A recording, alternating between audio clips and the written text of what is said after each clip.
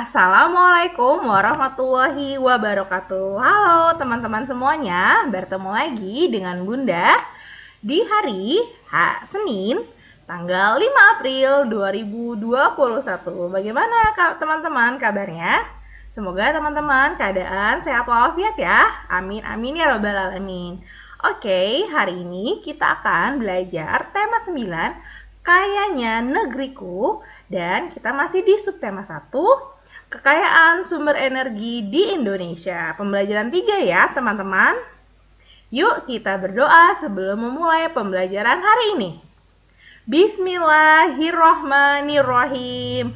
Robbi zidni ilmah warzuqni fahmah.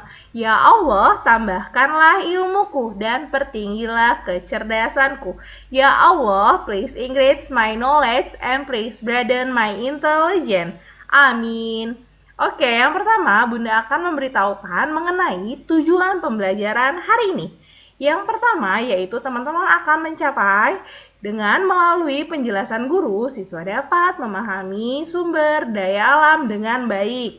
Lalu yang kedua, melalui penjelasan guru, siswa dapat memahami sumber energi dengan baik. Dan yang ketiga, melalui kegiatan diskusi, siswa dapat mengetahui pemanfaatan sumber daya alam sebagai sumber energi dengan baik. Dan tujuan yang terakhir adalah melalui kegiatan tanya jawab, siswa dapat mengetahui cara mencari FPB dengan tepat. Dan materi pembelajaran hari ini yaitu pengertian sumber daya alam dan sumber energi. Lalu pemanfaatan sumber daya energi. Dan yang ketiga, pengertian dari FPB. Yang keempat, mencari FPB dalam 2 bilangan. Nah, kita awali yuk teman-teman dari pemateri yaitu tentang sumber daya alam. Masih ingat teman-teman? Apa sih itu sumber daya alam? Oke, di sini Bunda akan mengingatkan kembali.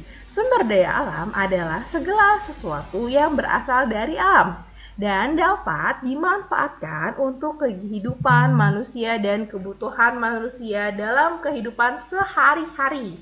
Sumber daya alam memiliki beberapa manfaat. Salah satunya adalah sebagai sumber energi. Dan sumber energi terbagi menjadi 2 teman-teman. Masih ingat ya? Yaitu ada sumber daya alam hayati, yaitu berasal dari makhluk hidup, dan yaitu dari hewan dan tumbuhan. Satu lagi, sumber daya alam non-hayati, dia berasal dari selain makhluk hidup teman-teman, yaitu pertambangan. Nah, yuk teman-teman kita mengingat kembali nih macam-macam sumber daya alam yang ada di Indonesia. Teman-teman sudah mengamati gambar-gambar yang ada di sini? Nah, kira-kira yang pertama ini apa ya? Ya, pertambangan. Sumber daya alam itu pertambangan yang pertama.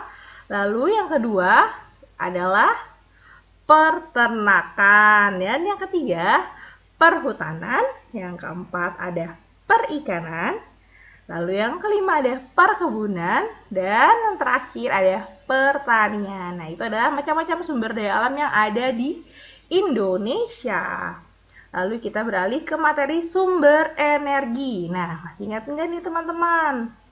Nah, sumber energi adalah segala sesuatu di sekitar kita yang mampu menghasilkan suatu energi, baik yang kecil maupun yang besar. Ada berbagai macam sumber energi yang bisa menghasilkan. Berdasarkan ketersediaannya, sumber energi dibagi menjadi 2 jenis, yaitu sumber energi terbarukan dan sumber energi tak terbarukan. Nah, masih ingat nggak nih teman-teman? Nah, ini macam-macamnya yaitu ada yang sumber energi terbarukan, ada tenaga surya, lalu ada biomasa, lalu ada energi angin, energi panas bumi, dan tenaga air. Dan yang tak terbarukan teman-teman yaitu ada bahan bakar fosil, batu bara, gas alam, dan nuklir. Lalu kita ke sumber energi terbarukan. Itu sumber energi alam yang dapat langsung dimanfaatkan dengan bebas. Ketersediaan sumber energi terbarukan tidak terbatas dan dapat dimanfaatkan secara terus-menerus, teman-teman. Nah, seperti ini. Matahari merupakan sumber energi paling penting dalam kehidupan. Sumber dari panas matahari juga banyak digunakan dalam berbagai aktivitas, seperti fotosintesis, listrik tenaga surya, dan menjemur pakaian. Lalu ada angin. Sumber energi angin sering dimanfaatkan dalam teknologi kincir angin, khususnya di negara yang intensitas anginnya banyak. Angin berfungsi mendorong turbin yang biasa menghasilkan energi. Lalu sumber energi terbarukan, yaitu ada panas bumi. Sumber energi panas bumi atau geothermal merupakan energi panas dari kerak bumi. Energi ini diperoleh akibat peluruhan radioaktif dan pelepasan kalor atau panas secara terus-menerus di dalam bumi. Lalu apa lagi? Lalu ada tumbuhan. Produk yang dihasilkan dari tumbuhan dapat diolah menjadi produk kebutuhan lain seperti kertas, kayu bakar, dan lainnya. Namun, kekurangan energi ini dapat mengakibatkan bencana alam jika digunakan secara terus-menerus, tetapi tidak diimbangi dengan pelestarian tumbuhan itu sendiri. Lalu, ada air laut pasang, yaitu pemanfaatkan air laut pasang atau gelombang air laut dijadikan sebagai sumber energi terbarukan untuk menghasilkan listrik. Oke, masih di energi terbarukan itu ada air. Energi air dapat digunakan sebagai pengganti bahan bakar fosil. Sumber energi ini didapatkan dan dengan memanfaatkan energi potensial dan energi kinetik yang dimiliki oleh air. PLTA dapat membantu menghemat sumber daya tak terbarukan. Lalu biofuel merupakan bahan bakar hayati yang dihasilkan dari bahan-bahan organik. Sumber energi ini memiliki kandungan gula tinggi seperti tebu dan sorghum serta tanaman yang memiliki kandungan minyak nabati yang tinggi seperti kelapa sawit, ganggang, dan jarak.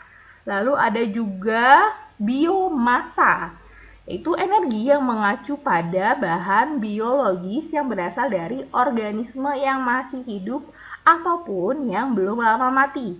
Sumber utama seperti limbah, alkohol, dan bahan bakar kayu. Lalu sumber energi tak terbarukan.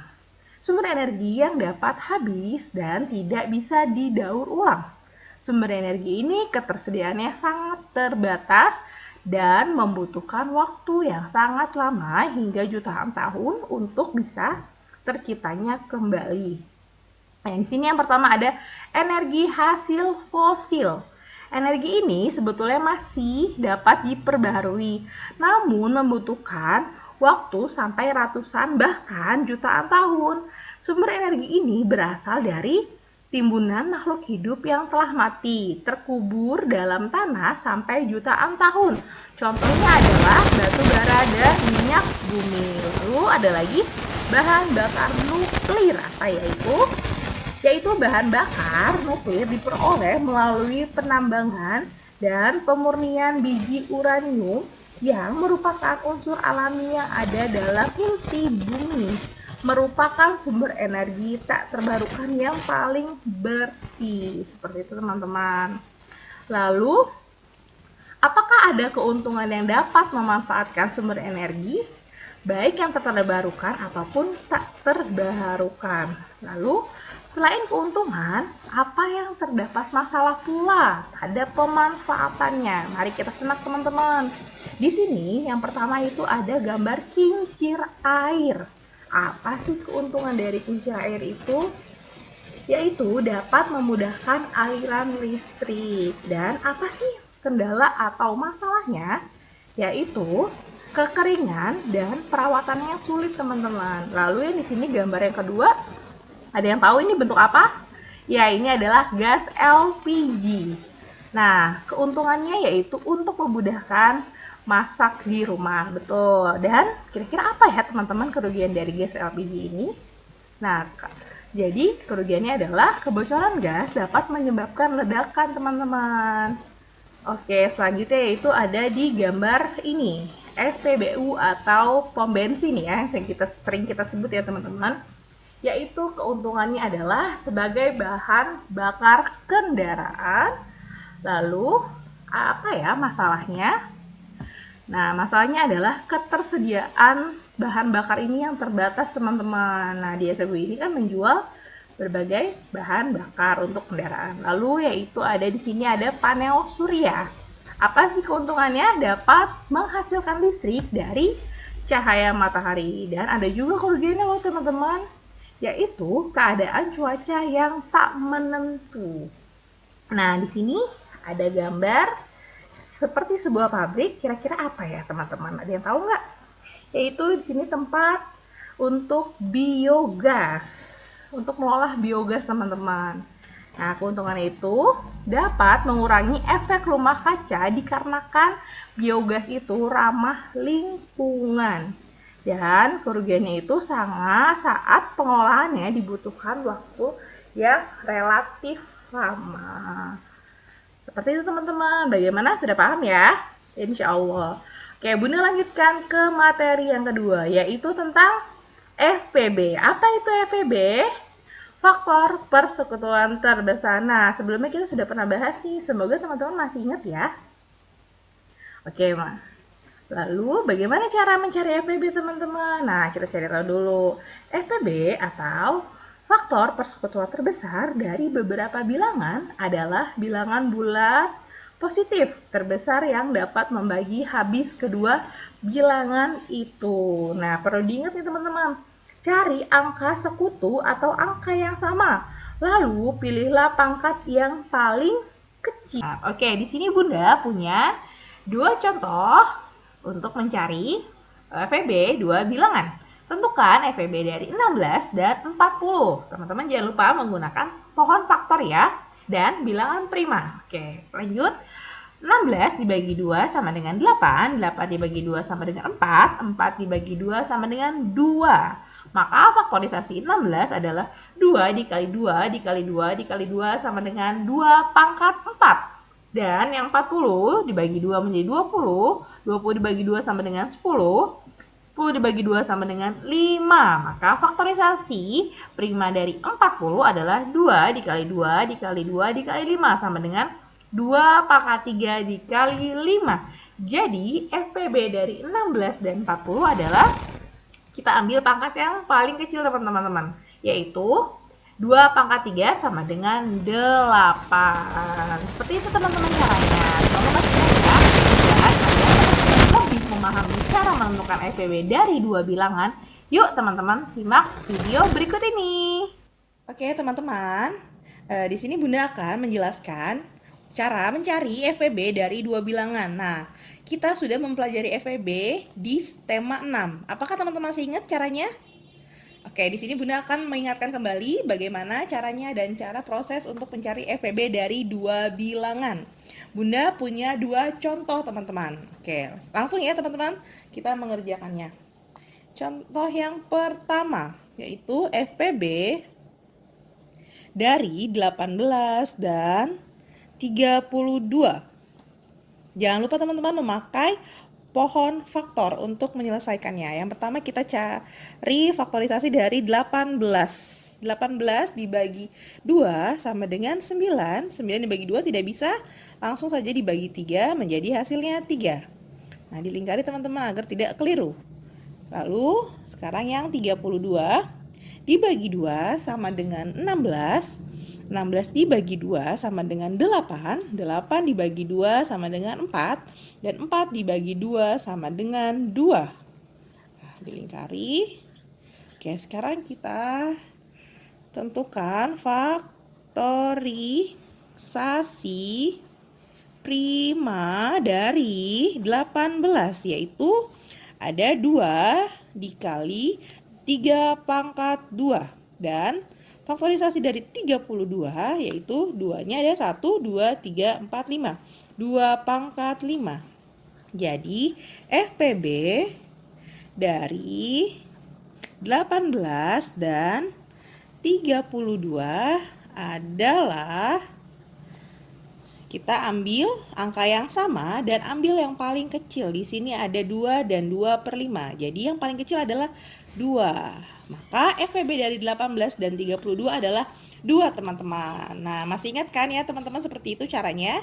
Oke, Bunda kasih contoh satu lagi, yaitu FPB dari 22 dan 44.